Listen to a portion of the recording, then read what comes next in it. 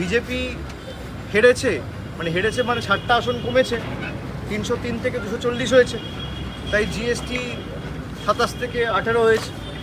BJP যদি 200 হতো তাহলে 18% জিএসটি 9% হতো। আর যেদিনকে বিজেপি শূন্য সেদিনকে জিএসটি শূন্য। মানুষ বিচক্ষণ, মানুষ সিদ্ধান্ত দিক। মায়েরা রান্না করে জিরের উপর জিএসটি 18% আর হিরের উপর জিএসটি 3%, তো বিজেপি করেছিল। দুধের উপর জিএসটি, বাচ্চার খাবারের বিস্কুটের উপর জিএসটি।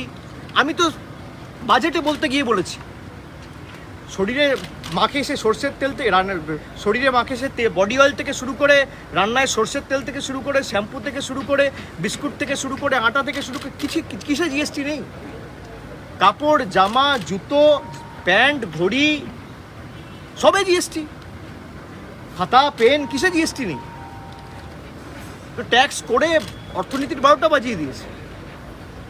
এটা তো ভাবতো যে জগৎটাকে আমাদের ইচ্ছা মতো চালাবো।